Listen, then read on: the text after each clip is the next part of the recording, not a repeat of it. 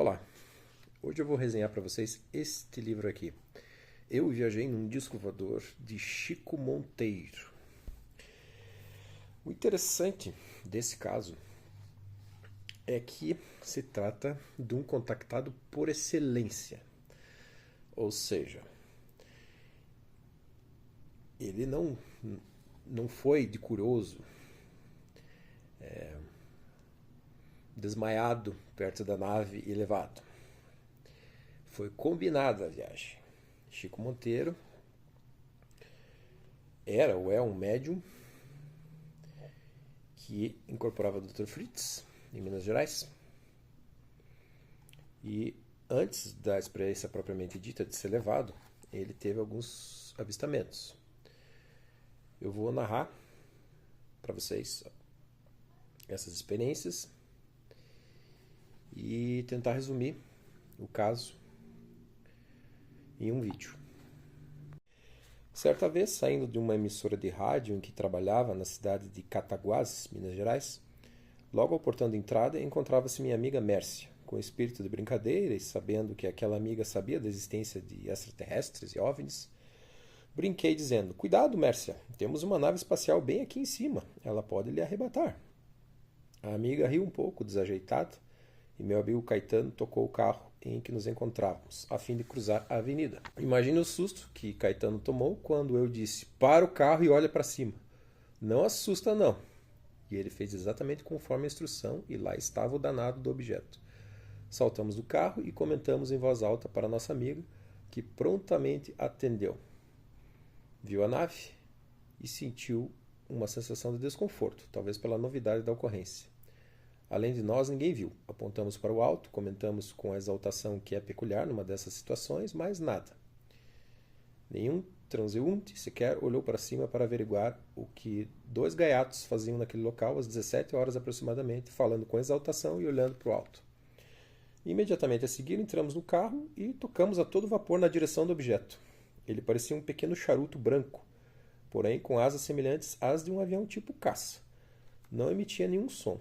Até aquele instante encontrava-se parado, mas ao cruzarmos a cidade, e já na rodovia que liga Cataguases a Leopoldina, cidade vizinha, também em Minas, começamos a perceber que quanto mais seguíamos em sua direção, menor ele ficava. Até que desistimos. Concluímos então: se contar, ninguém vai acreditar. Numa segunda oportunidade, o fato ocorreu junto ao espírito do Dr. Adolfo Fritz, já conhecido devido a seus grandes feitos no campo da cirurgia espiritual, todavia sem registros no campo ufológico. No fim de outono de 89, na fazenda de São Lourenço, situada próxima à cidade de Itamaraty, de Minas, pertencente aos meus amigos Gilberto e Bia, grandes amigos que sempre me deram carinho, amor, compreensão, lá são tantos contatos que seria impossível numerá-los todos. Certa vez fomos com um grupo de 10 pessoas fazer uma pequena vigília, sem grandes pretensões. O lugar era bonito e apresentava em sua geografia uma combinação que costuma ser bastante propícia a eventos ufológicos. Clima ameno, pequenos morros, vales, principalmente grande concentração de minerais e cafezais. Ao chegarmos, o tempo estava bem nublado e logo percebemos que não teríamos nenhum sucesso naquele fim de tarde. Decidimos então voltar a Cataguases. Não bastasse a fome que todos sentiam, comecei a sentir que havia presenças naquele local. Até mesmo identifiquei-as como seres com um alto padrão vibratório, que até então desconhecia. Não preciso dizer que no grupo havia outros sensitivos e também com alguns céticos, daqueles bastante conhecidos que não acreditam, mas morrem de medo. Então a temperatura ambiente começou a subir, apesar da noite já estar penumbrando. Afastei-me ligeiramente e fui incorporado pelo Dr. Fritz. Foi a primeira vez que vimos irmão Adolfo envolvido com a causa ufológica. Conforme escreveu-me posteriormente Caetano, presenciamos então um pousado e objetivo testemunho sobre a veracidade e a seriedade da existência desse mundo que chamamos de extraterreno, porém que na verdade trata-se de uma só coisa, ou seja, de um mesmo universo que contém muito mais verdades do que poderíamos imaginar.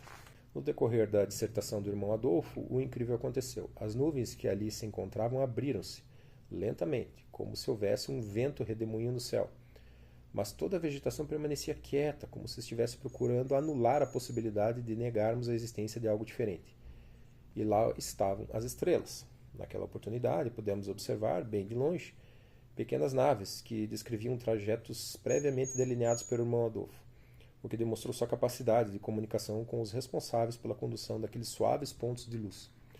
Foram muitos os assuntos ali travados, porém, o calor que sentíamos no local, a fome, a pequena ansiedade, somadas talvez ao grande desprendimento de nossa energia, fazia com que cada vez mais sentíssemos nossos corpos cansados. Até que o irmão Adolfo despediu-se, pedindo que ficássemos agrupados de forma que pudéssemos olhar o vale à nossa frente, bem como que nos concentrássemos, pois no momento de sua ida veríamos algo. Na verdade, os que presenciaram o fato não viram naves ou seres, mas sentiram seus corpos muito leves por instantes. Nesse momento, duas pessoas seguraram Caetano pelo braço, pois tiveram a nítida impressão de que se levantava do chão. Posso dizer também que, ao ser desincorporado, alguém disse ter visto uma luz sumindo no céu.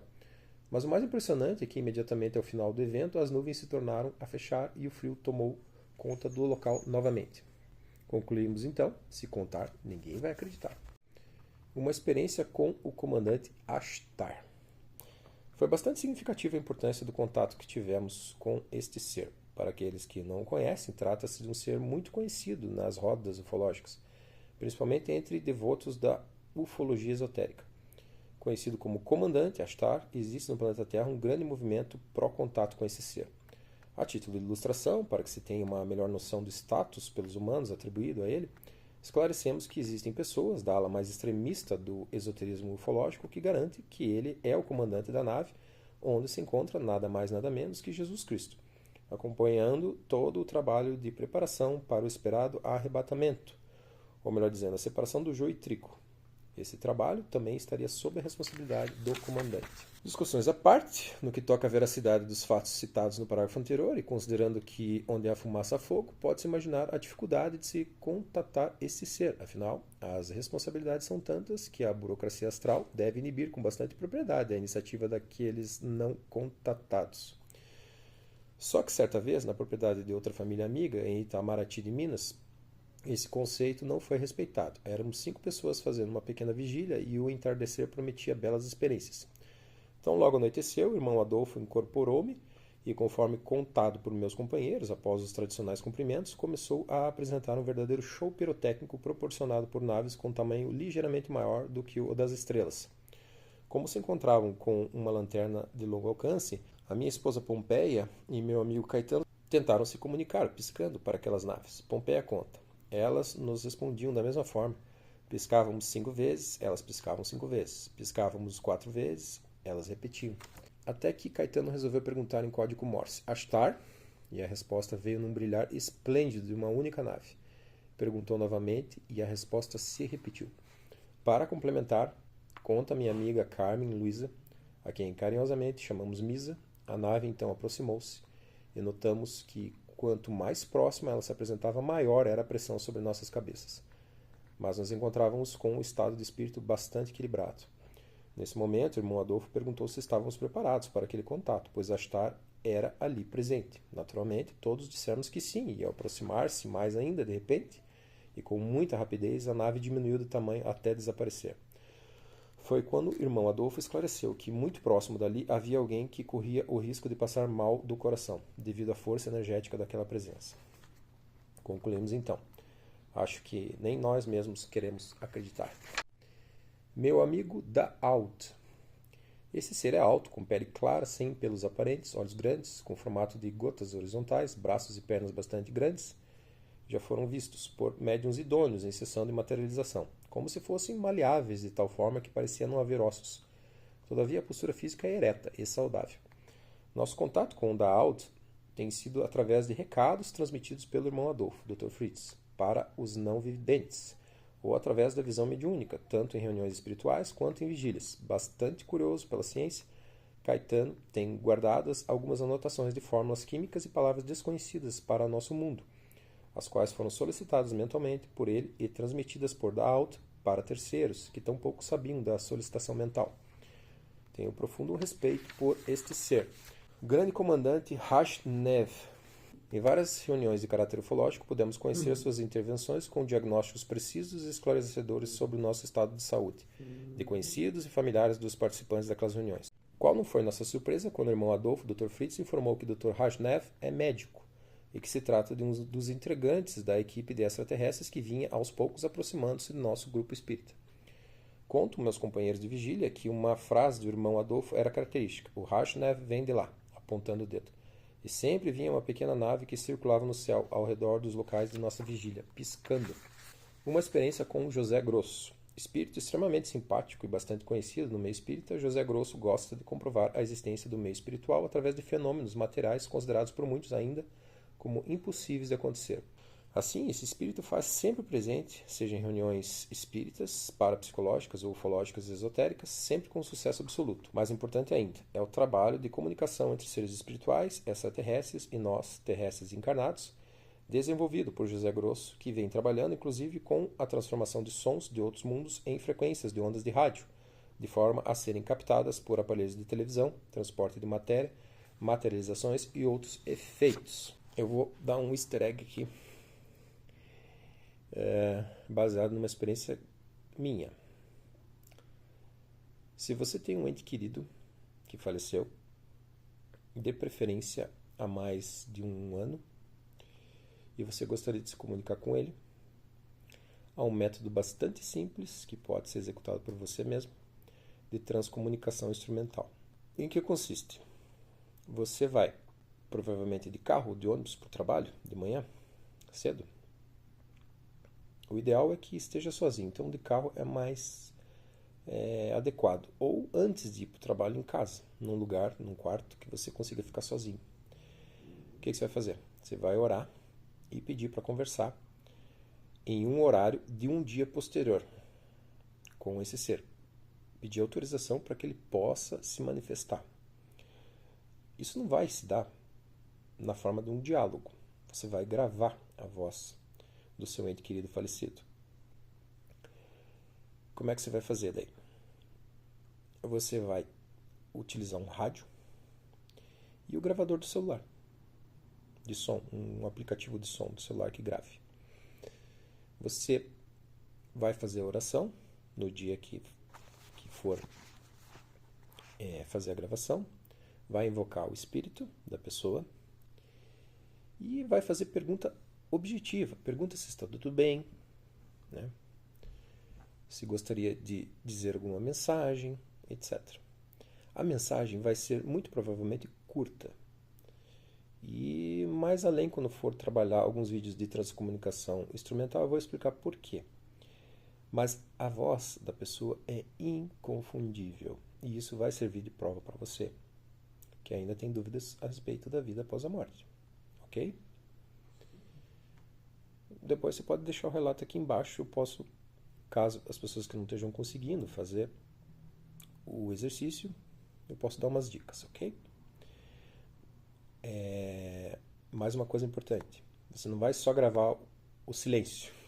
Você deve deixar uma sintonia de um rádio de jornal, onde haja a voz do jornalista falando. De preferência a CBN, essas emissoras de jornalismo, não música. Ok? Porque o espírito, através do maquinário que eles têm lá nas estações, eles usam tecnologia para isso, eles têm que localizar no tempo a gravação, por isso é importante você fazer você combinar com o espírito antes, porque essa sua mensagem vai chegar lá, eles vão ter tempo para se organizar, para poder enviar a mensagem e para pedir autorização, ok? É importante pensar nessa oração que você vai fazer que nenhum espírito vai falar simplesmente para satisfazer a sua curiosidade, certo? Então deve ser algo que tenha um significado realmente para uma pessoa que possa levar essa mensagem para um familiar que esteja sofrendo demais com o luto, né?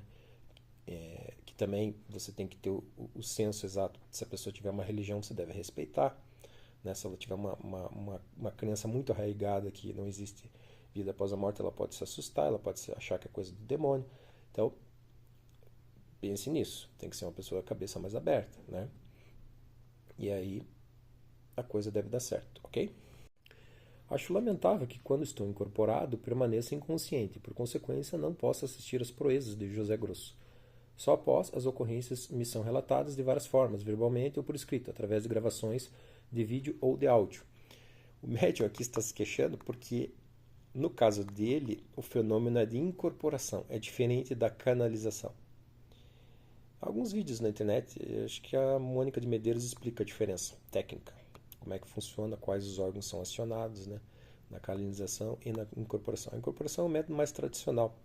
E o espírito do médium, ele paira, né, ele deixa o corpo realmente disponível para que o espírito que vai incorporar o use, o utilize a seu bel prazer, né, para a missão espiritual, obviamente, né.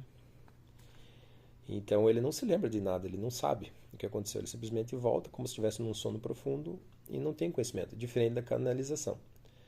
Na canalização, geralmente o médium se recorda e é um processo mais prático, mais simples, que às vezes tem o mesmo efeito. Pode haver psicografia, psicofonia, né? Caetano conta: estávamos completamente admirados com as possibilidades de diagnósticos e cirurgias sem dor, denominados por nossos irmãos da espiritualidade ou do espaço, pois se confundem algumas vezes. Certo instante, o irmão Adolfo deu passagem, termo utilizado quando um espírito incorporado concede a incorporação a outro espírito, para o José Grosso.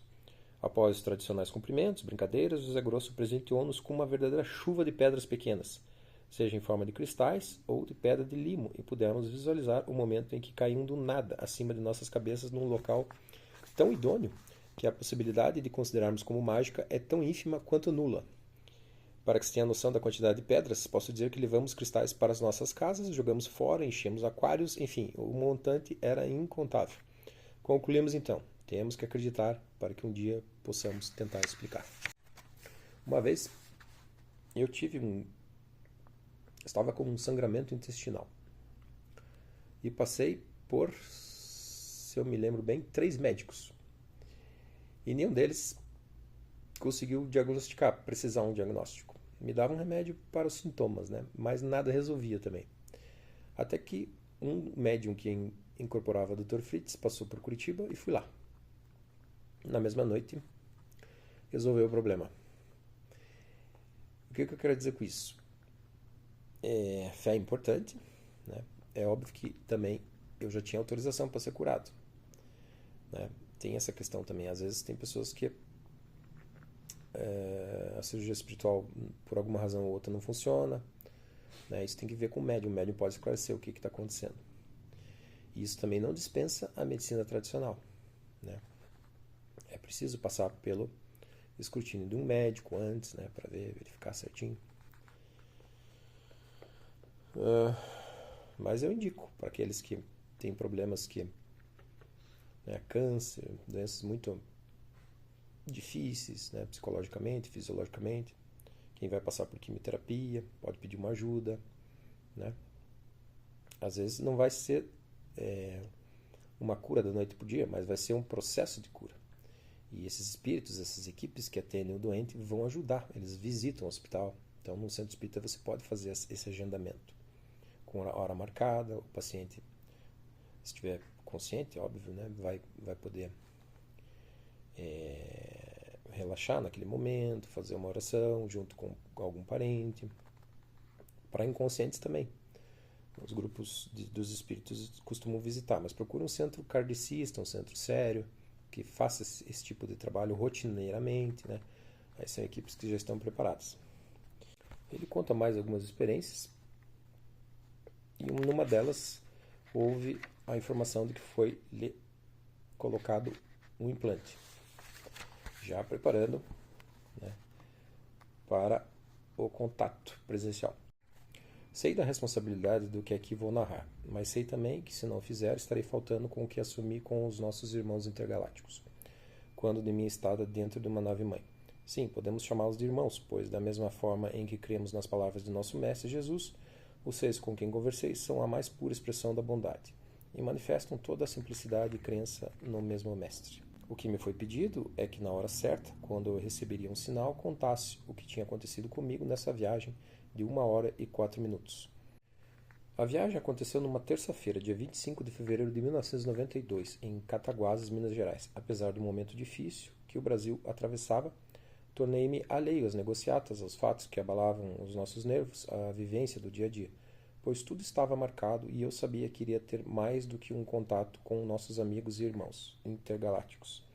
Saí cedo do trabalho, o dia estava um pouco nublado, desci até a garagem, entrei no carro.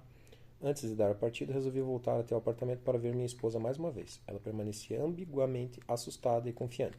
Nos abraçamos e lá fui eu, para o trabalho, sem saber ao menos se conseguiria concentrar-me nas minhas tarefas. A manhã passou rapidamente, como num passe de mágica, e lá estava eu de volta para o almoço. Naquela época as pessoas almoçavam em casa. Havia tempo.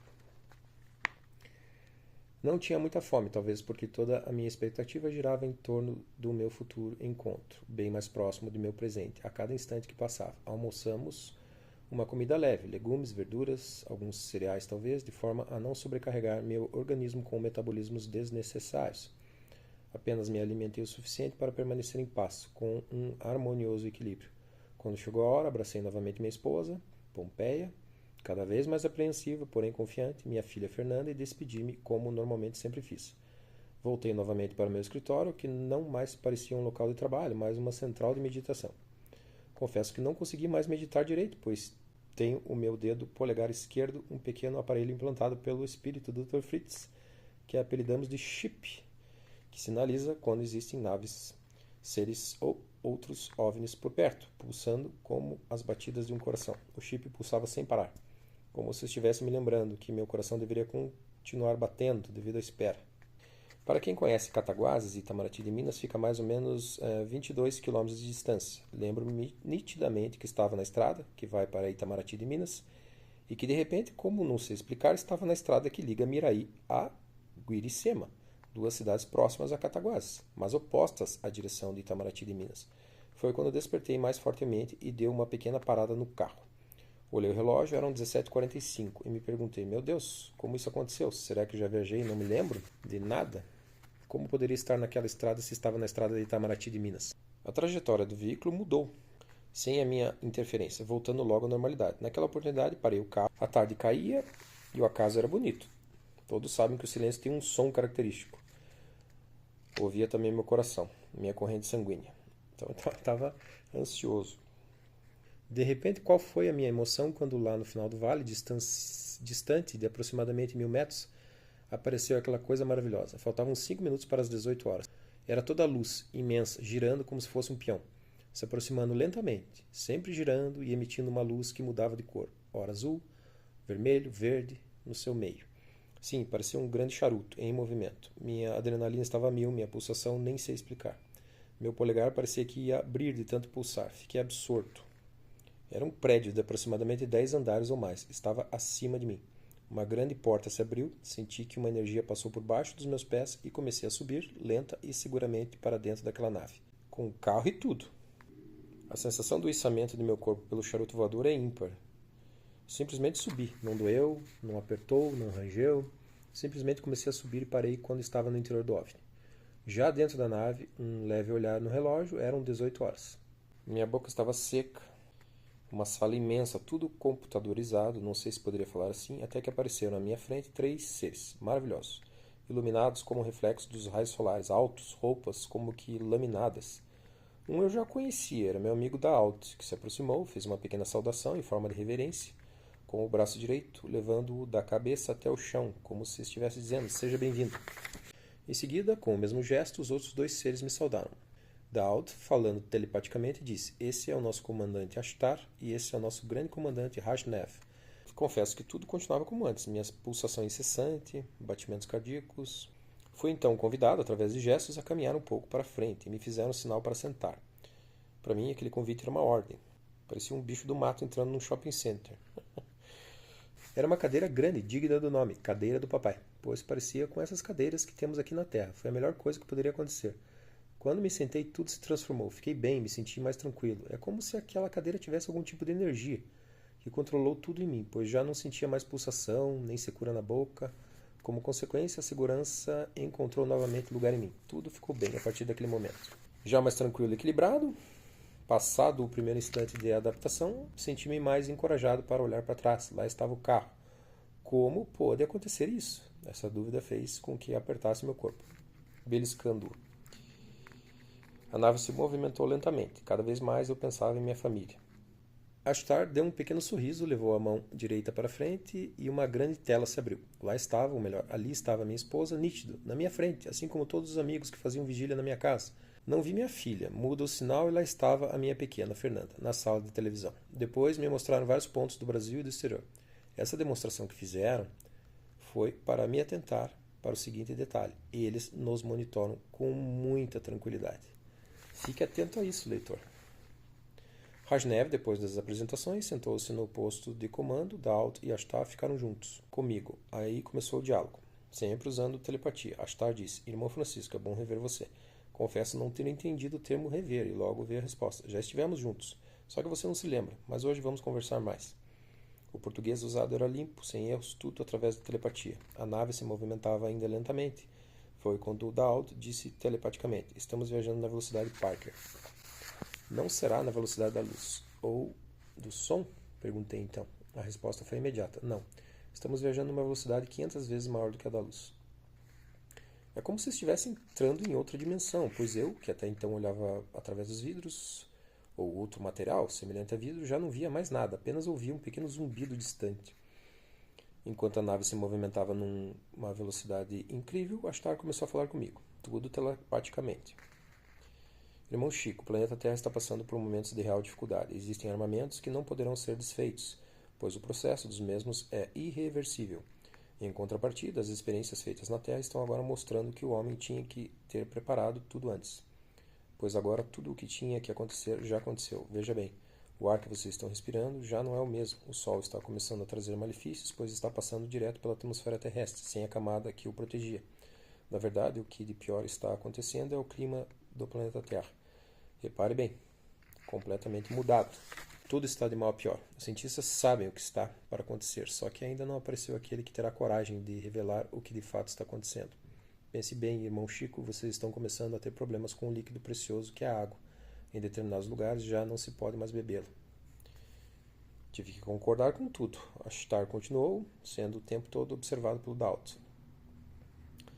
O homem está destruindo o homem. Se não fosse a ganância, o mau uso do poder, muitas coisas boas teriam acontecido no planeta Terra. Nesse momento, Ashtar convidou-me a acompanhá-lo, pois eu já estava mais calmo. Subimos uma rampa, como que passando de um para o outro andar da nave, e entramos numa pequena sala, de aproximadamente 9 ou 10 metros quadrados. Nessa salinha tinha uma tela, parecia com uma tela de televisão, porém de forma retangular. Tinha duas cadeiras, parecidas com aquela que havia na sala de comandos. E também um canudo, como esses que fazemos dobrando um papel e fazendo um cone, grandes, mais ou menos 1,5 metros de tamanho. Observei que Ashtar passou a mão esquerda no braço direito, puxando para cima sua manga comprida de camisa, ou jaleco, cuja vestimenta era muito colada ao corpo. Pude então reparar seu braço, bem parecido com o nosso, só que mais comprido e com uma matéria tão sutil que parecia totalmente transparente. Digo mais, tão bonita a matéria de seu corpo que, apesar de parecida com a nossa, percebia-se que era realmente especial. Ele enfiou a mão dentro do canudo, que parecia de alumínio, tirou rapidamente e então, mais uma surpresa. Seu braço, sua mão, eram luz, mas uma luz completamente diferente das nossas aqui da Terra. Era uma luz que transcendia a tudo que eu já vi de mais bonito. Ele deu um pequeno sorriso, caminhou para o meu lado, já com a tela ligada na minha frente, e, interessante, na tela eu via o meu corpo por dentro. Ele colocou sua mão na minha testa e pediu que olhasse na tela. Lá estava meu cérebro e a mão do comandante. Digo, a mão-luz do comandante entrou dentro da minha cabeça. Senti uma pequena dor, enjoada, mas totalmente suportável. Mexeu para lá e para cá. Depois deu novamente um sorriso, fez como que querendo mexer na minha barriga. Abri a camisa, olhando para sempre o monitor, que estava à minha frente. A mão-luz penetrou no meu estômago. Senti aquela dorzinha enjoada e vi tudo no monitor. Observei atentamente a demonstração que estava sendo feita por Ashtar, sabendo, no entanto, que o médico a bordo era Rajnev. Quando ele tirou a mão-luz do meu estômago, caminhou novamente para o canudo e perguntei: Irmão, Ashtar, por favor, me ensina como conseguir essa luz na Terra. Ele me olhou calmamente, enfiou a mão novamente no canudo e tudo voltou ao normal, seu braço e sua mão. E ele disse: Irmão Chico, o homem da Terra não está preparado para usar esse tipo de tecnologia. Por certo, usarei isto para criar armas, para destruir e não construir. Entendo o que você quer, você e poucos outros que estão na Terra se preocupam com o planeta, mas a maioria só vai acordar quando o grande sinal aparecer nos céus. Guardei bem essa frase. Quando o grande sinal aparecer nos céus. Nesse momento, Ashtar me convidou para voltarmos à sala de comando. Naquele instante, eu já estava sentindo falta daquela cadeira grande. De volta, sentei-me. Ah, que coisa boa. Sinceramente, aquela cadeira tem alguma coisa de especial, sei lá, um tipo de energia ou algo parecido. Pois quando você se senta ali, você fica calmo, tranquilo, tipo aquelas cadeiras de massagem de shopping. Para onde estamos indo? E ele respondeu: aguarde, daqui a pouco ficará sabendo. Enquanto a nave viajava, eu via em um grande monitor na minha frente partes do nosso planeta. É como se um canal de televisão estivesse ligado monitorando Brasília, Rio de Janeiro, Minas Gerais, São Paulo. Vi uma parte da Bahia, alguns lugares que não conhecia, a Casa Branca, o Vaticano, guerras, hospitais. Enfim, era como se todo mundo estivesse ligado ali. Interessante que em determinados locais a imagem demorava mais. Era como se eles registrassem o acontecimento, pois Rashnev não saiu nenhuma vez do seu posto. Pareceu-me que ele era o responsável pela monitoração e comando da nave. Certo momento, algo me chamou a atenção. Não sei que lugar era aquele que aparecia no monitor, mas parecia a África. Muitos negros, pessoas mortas, enfim, crianças chorando, tiros. Vi e percebi quando Daut, me parece, recebeu uma mensagem telepática e caminhou até onde estava Rashnev. Mostrou alguma coisa na tela que estava em frente, trocaram olhares e posicionou-se meio de lado, olhando o monitor, que estavam a uns 8 metros da minha confortável cadeira. Não posso afirmar categoricamente, pois eu só entendi a telepatia quando eles se dirigiam à minha pessoa. Mas pareceu-me que conseguiram fazer alguma coisa no sentido de ajudar aquele povo, naquele instante. O tempo todo eu percebia nitidamente a conversação telepática. Os monitores não paravam. Foi quando aproveitei para observar suas vestimentas. Ashtar e Daud usavam roupas laminadas e o grande Rashnev vestia roupa laminada com toques de cor azul bem vivo. Observei seus pés. Usavam um tipo de bota branca, como as botas de borracha que são usadas em fábricas de laticínios, com a calça enfiada para dentro da bota. Notei também que não tinham barba, que os cabelos pareciam longos. Apenas percebi a existência dos longos fios de seus cabelos, pois encontravam-se com uma espécie de capuz feito com o mesmo material da roupa. Os dentes bonitos, lábios grossos, todos eles tinham uma espécie de cristal na altura da testa. Pequeno, todos da cor rosa. Até perguntei, por que esse cristal na parte frontal? Ele veio para mais próximo e disse: Irmão Chico, estamos vivendo o momento da transformação do planeta Terra. Essa é a pedra da transformação. Veja que no planeta Terra muitos estão recebendo pedras das mais diversas cores. Possuem significados, mas esses significados não estão sendo plenamente compreendidos pelos seus terráqueos. Grupos estão sendo formados de acordo com as cores das pedras que cada um vem recebendo. Preste atenção nisso. Continuei intrigado. Por que essa formação de grupos no planeta Terra? Perguntei. Quando chegar a hora da arrebatação, os grupos estarão formados sem perceber. Todos estarão ligados pelos cristais, respondeu Ashtar.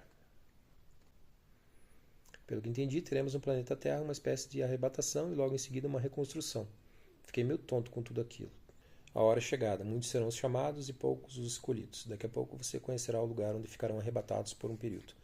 Eles se lembrarão de tudo. Virão em carne e espírito, do jeito que estão. Sim, irmão Chico, como você está aqui agora. Assim virão os outros. Posso garantir que existem muitos terráqueos que já vivem há algum tempo conosco, preparando a recepção para os que virão. Isso ainda vai demorar? Comece a refletir sobre seu planeta. Tudo está doente. Precisamos preservar a raça humana. Na reconstrução será tudo diferente. Vendo os erros do passado, o homem corrigirá em muito os seus passos, temos certeza. Tudo será pensado, repensado, analisado, canalizado. O planeta Terra tem condições para receber vários tipos de vida. E é sem dúvida um planeta muito especial, bonito. Poderia dizer, existe no meio de vocês aí na Terra seres de outras galáxias que se adaptaram rapidamente à vida terrena. Ele está dizendo que eles estão morando conosco já. Mas, comandante, como é o planeta de vocês? Meu irmão, vivemos do outro lado de seu Sol. Conseguimos uma evolução admirável, visto que trabalhamos por amor universal. Só assim, com amor verdadeiro, dentro e fora de um ser, é que acontecem as transformações. Nosso planeta se chama Aura. A Terra sofre porque aqui são poucos os que têm amor verdadeiro. Fica para você um convite. No próximo encontro, levaremos você e mais alguns amigos para conhecer nosso planeta.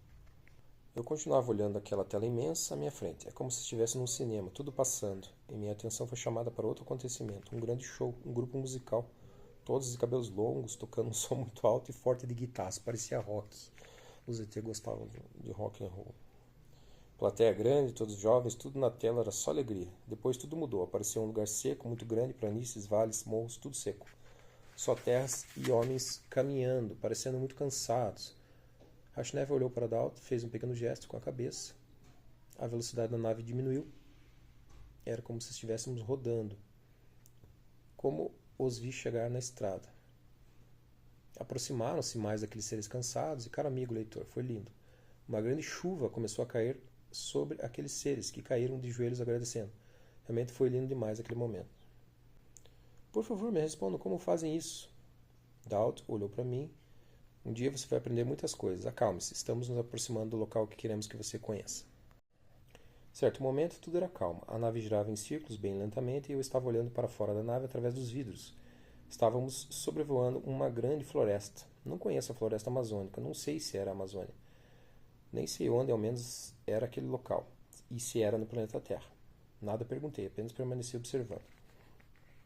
A nave descia lentamente. Estávamos bem próximos do chão, provocando uma pequena nuvem de poeira. A nave acompanhou uma pequena estrada que subia por dentro daquela mata fechada e parou num grande platô, muito grande mesmo. Lá há uma enorme construção. É uma casa imensa, faraônica. A nave parou bem em frente. Fui convidado pelos amigos, Dowd e comandante Ashtar, para descer. Amigo leitor, reforço que não se trata de ficção que venho narrando. Na verdade, trata-se de uma experiência de proporções incomensuráveis. Caminhamos para a entrada da imensa casa, digo imensa, pois mais parecia uma cidade. O seu tamanho, a vegetação intensa, tudo impressionava pelo gigantismo. Ela fica no meio de uma grande floresta. Para se ter ideia das proporções, existiam ali árvores com aproximadamente 30, 40 metros ou mais de altura. Seus troncos não têm condição de dizer os diâmetros, de tão grossos. O ar era tão puro que sentia que flutuava, como meus dois companheiros que ali me ciceroneavam. O local é digno de estudo por biólogos realmente comprometidos com a vida, no seu sentido mais amplo. O comandante Ashtar disse, telepaticamente, aqui ficarão os arrebatados, vamos entrar. A casa, o hospital, o hotel, seja lá qual for o nome correto, estava praticamente pronta, material parecido com o nosso na Terra, mas tudo parecendo alumínio, era alguma matéria muito resistente, dava para sentir a força daquela fortaleza. Semelhante a um grande hotel, muitos quartos, muitas salas, banheiros, várias cozinhas, continuamos caminhando dentro daquela cidade.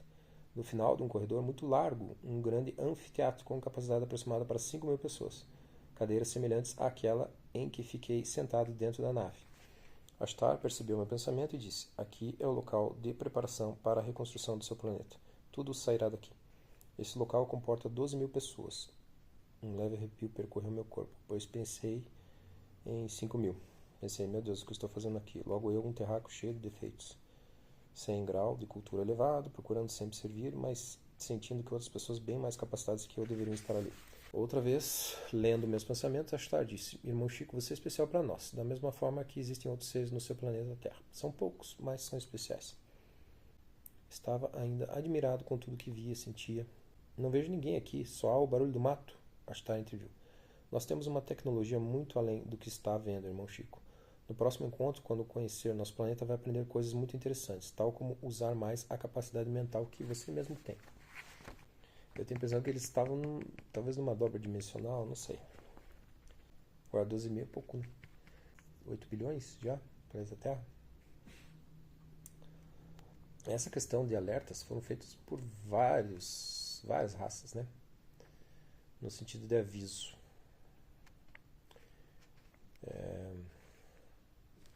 E realmente preocupação, né, com o planeta. Isso o próprio ser humano já sabe, né? Só que as autoridades aí, eu acho que o nosso sistema, o problema está no sistema econômico. Nós não achamos uma alternativa viável ainda, né? E pelo visto governos recusaram ajuda de alienígenas que poderiam trabalhar nesse sentido de remoldar as nossas instituições para que o planeta fosse mais justo, na verdade, né? As pessoas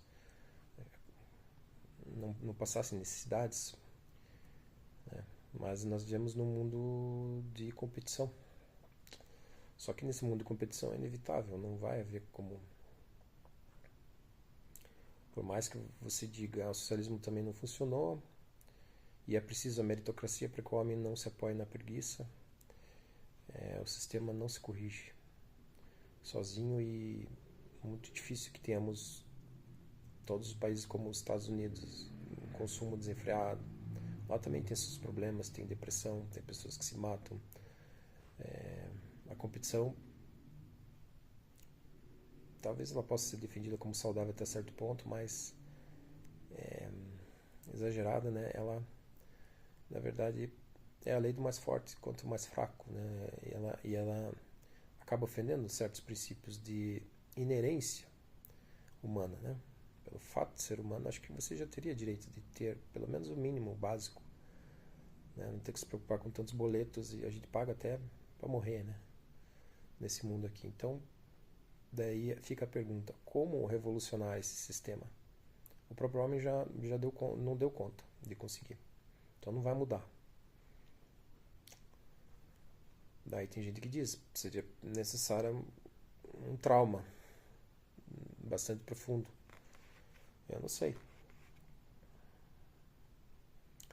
Talvez uma aparição.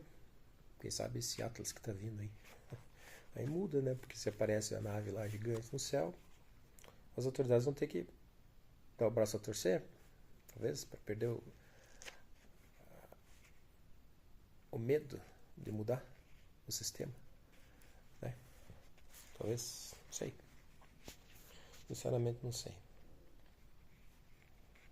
Mas, lógico, ninguém quer destruição, ninguém quer morte.